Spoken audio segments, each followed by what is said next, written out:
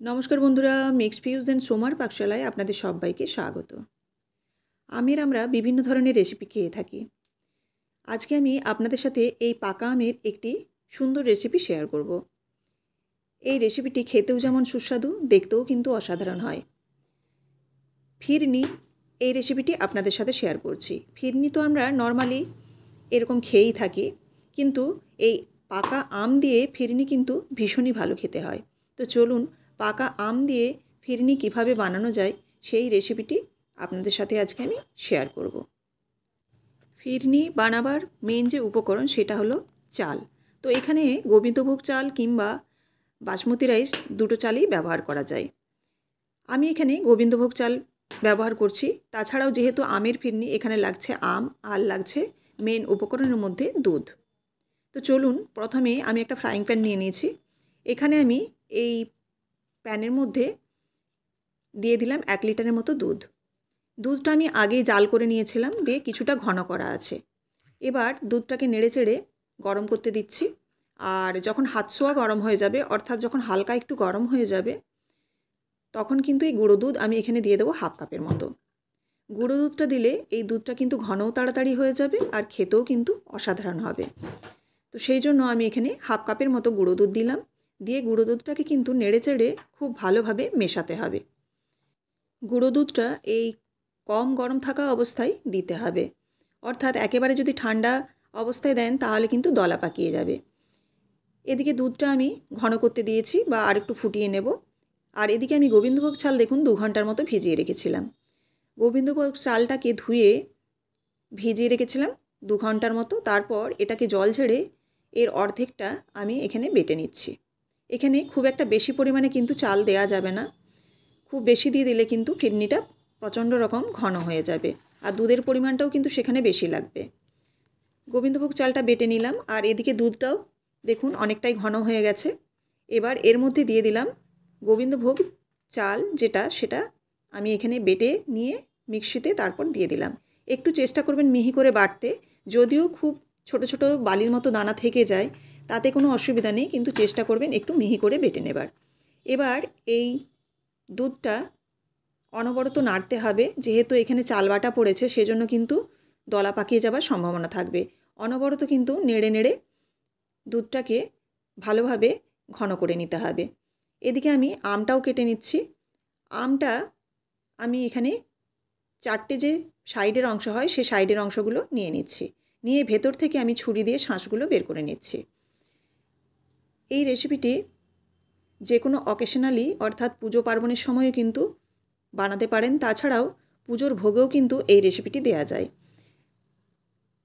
যেহেতু এখন আমের সিজন, সেজন্য আমি আম দিয়ে বানাচ্ছি। আপনারা চাইলে কিন্তু এটা আম ছাড়াও বানাতে পারেন। এবার দেখুন এই আমগুলোকে পুরোপুরি আমি কেটে নিলাম। কেটে এবার এটাকে মিক্সিতে দিয়ে দেব। দিয়ে খুব ভালোভাবে মিহি করে পেস্ট করে নেব। আপনারাও এই রেসিপিটি এই আমের সিজন থাকতে থাকতে একবার হলেও করে দেখতে পারেন। আমের আরও যে অন্যান্য রেসিপিগুলি আছে, সেগুলির থেকে কোনো অংশে কম নয়। ভীষণই ভালো খেতে হয়। আপনাদের কাছে অনুরোধ রইল এই রেসিপিটি একবার হলেও বানিয়ে দেখতে পারেন এই আমের সিজনে। বিশেষ করে বাচ্চারা এই রেসিপিটি ভীষণই পছন্দ করে। এবার দেখুন এখানে চালটা কিন্তু প্রায় সেদ্ধ হয়ে গেছে। এবার এটা ঘনও হয়ে এসছে অনেকটা। এবার এর মধ্যে আমি দিয়ে দেব চিনি।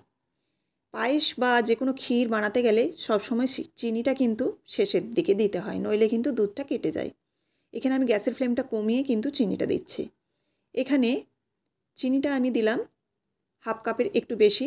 আপনারা আপনাদের পরিমাণ মতো চিনিটা দেবেন, কারণ যে যেরকম মিষ্টি খাবেন সেই হিসাবে চিনিটা দিতে হবে।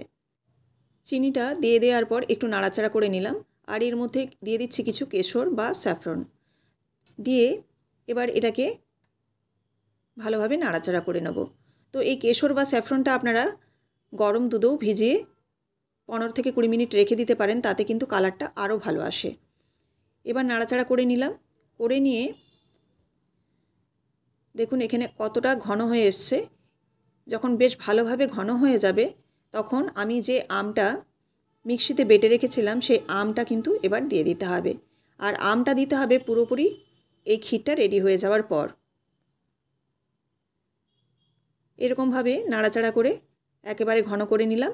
আর গ্যাসের ফ্লেমটা বন্ধ করে আমি আমটা দিচ্ছি, কারণ অনেক সময় কি হয়, এই আমটার মধ্যে যদি হালকাও টক থেকে থাকে তাহলে কিন্তু এই দুধের সঙ্গে দিলে কেটে যেতে পারে। সেজন্য গ্যাসের ফ্লেমটা বন্ধ করে একটু হালকা নাড়াচাড়া করে নিয়েছি। করে দুধটা একটু যখন ঠান্ডা হয়ে গেছে তখন কিন্তু এই আমটাকে দিয়ে দিলাম। আর আমটা দেওয়ার পর একদম কালারটা কিন্তু দেখুন চেঞ্জ হয়ে গেছে। এখানে কিন্তু আমি কোনো রকম ফুড কালার মেশাইনি। আপনারা যদি চান এখানে ফুড কালার মেশাতে পারেন, তাতে হয়তো কালারটা আর একটু গাঢ় হবে। তবে আমি এক্ষেত্রে বলবো যে ফুড কালার না দিলেও কিন্তু চলে। এবার দেখুন এটাকে নেড়েচেড়ে খুব ভালোভাবে মিশিয়ে নিয়েছি। এই আমটা আপনারা যদি চিনি দিয়ে পাক করে নিতে পারেন তাহলে কিন্তু আরও ভালো হয়।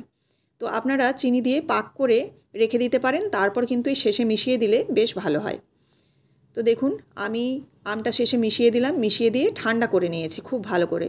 এবার আমি বাটিতে বাটিতে রেডি করে নিচ্ছি।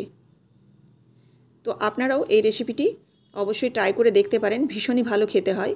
উপর থেকে আপনারা ড্রাই ফ্রুটস দিতে পারেন, পেস্তা, কাজু, কিশমিশ আপনাদের ইচ্ছে মতো ব্যবহার করতে পারেন, কিন্তু এখানে আমি কোনো রকম ড্রাই ফ্রুটস ব্যবহার করছি না। শুধু একটু দেখতে ভালো লাগার জন্য ওপর থেকে কয়েকটা কেশর বা স্যাফরন দিয়ে দিচ্ছি। এইভাবে আমি দেখুন বাটিগুলো সাজিয়ে নিয়েছি, আরেকটা আমি বড় জায়গার মধ্যে রেডি করে নিচ্ছি।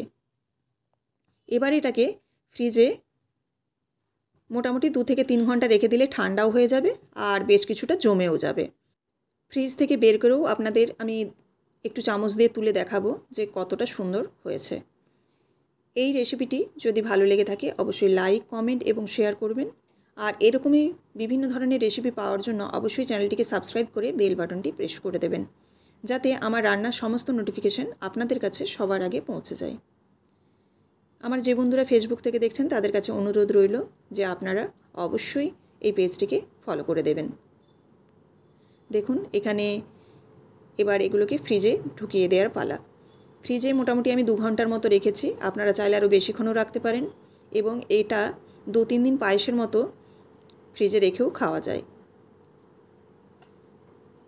এবার আমি ফ্রিজ থেকে বের করে আপনাদের একটু চামচ দিয়ে তুলে অবশ্যই দেখাচ্ছি। এক্ষেত্রে আপনাদের একটা কথা বলে রাখি যে এটা একটু পায়েসের থেকে কিন্তু ঘন হয়, তো অবশ্যই আপনারা চেষ্টা করবেন যাতে একটু এটা বেশ ঘন হয়। দেখুন জমে গেছে আর কতটা সুন্দর হয়েছে দেখেই বুঝতে পারছেন, টেস্টও হয় কিন্তু অসাধারণ। তো আবারও আপনাদের সাথে দেখা হচ্ছে নেক্সট রেসিপিতে। সবাই ভালো থাকবেন, ধন্যবাদ।